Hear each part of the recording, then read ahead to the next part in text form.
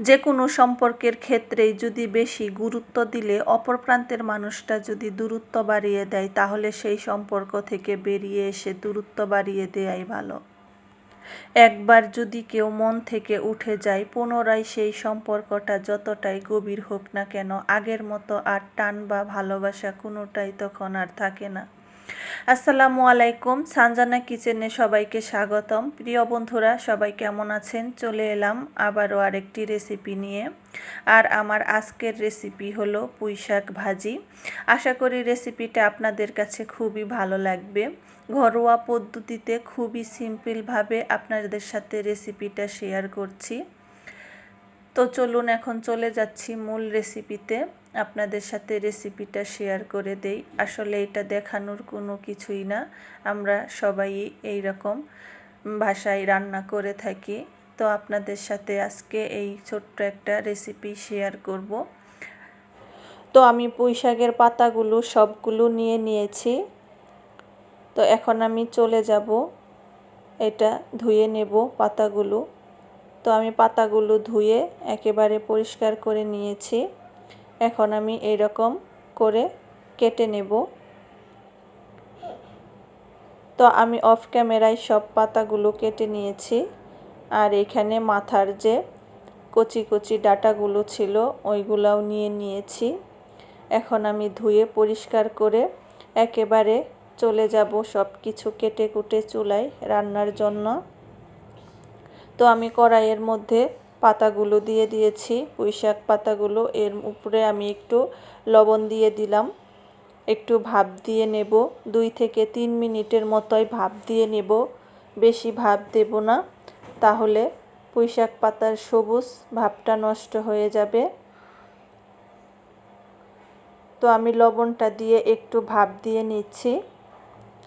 তো প্রতিদিনের মতো বন্ধুদের কাছে একটাই রিকোয়েস্ট করব, প্লিজ বন্ধুরা ভিডিওটা ভালো লাগলে লাইক কমেন্ট শেয়ার করে দেবেন। আর চ্যানেলে নতুন বন্ধু হয়ে থাকলে চ্যানেলটা সাবস্ক্রাইব করে দেবেন। আর বেল বাটনটা অন করে রাখবেন, তাহলে আমি ভিডিও ছাড়ার সাথে সাথে আপনার কাছে সবার আগে নোটিফিকেশন চলে যাবে। তো আমি শাকটাকে ভাপ দিয়ে নিয়েছি, এখন নামিয়ে নেব। আর বেশিক্ষণ চুলায় রাখবো না, তাহলে শাকের যে সবুজ ভাবটা ওটা নষ্ট হয়ে যাবে। তো আমার রেসিপিগুলো কেমন লাগে বন্ধুরা অবশ্যই কমেন্ট করে জানাবেন। ভালো লাগলে একটা লাইক দিয়ে পুরো ভিডিওটা কন্টিনিউ করবেন। তো আমি শাকগুলো ভাপ দিয়ে নিয়েছি। এখন ওই কড়াইয়ের মধ্যেই দিয়ে দিয়েছি পরিমাণ মতো তেল, পেঁয়াজ কুচি, আর দিয়ে দিয়েছি রসুন কুচি, দিয়ে দিয়েছি কাঁচামরিচ 2টা, আর দিয়েছি 2টা শুকনা মরিচ। শাকের মধ্যে কিন্তু শুকনা মরিচটা ভাজা থাকলে কিন্তু খেতে আমার কাছে খুবই ভালো লাগে। শাকের মধ্যে শুকনা মরিচ থাকলে খুবই ভালো লাগে খেতে। আপনাদের কাছে কেমন লাগে অবশ্যই কমেন্ট করে জানাবেন। আর শাকের মধ্যে কিন্তু একটু রসুনের পরিমাণটা বেশি থাকলে খেতে সেইটাও আরও বেশি ভালো লাগে। তো আমি পেঁয়াজ আর রসুনটাকে একটু লাল লাল করে ভেজে নিয়েছি। এখন আমি শাকটা দিয়ে দেব। খুবই সিম্পলভাবে আপনাদের সাথে রেসিপিটা শেয়ার করলাম।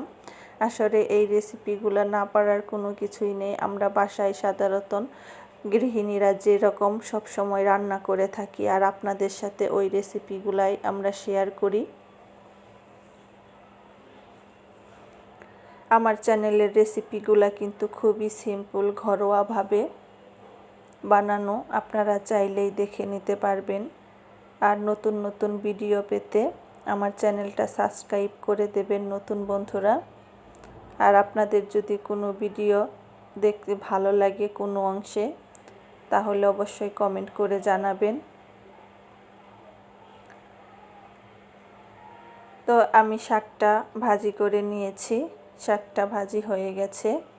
আর বেশিক্ষণ চুলায় রাখবো না, যে কোনো সবজি বেশিক্ষণ চুলায় রাখলে কিন্তু তার সবুজ ভাবটা নষ্ট হয়ে যায়।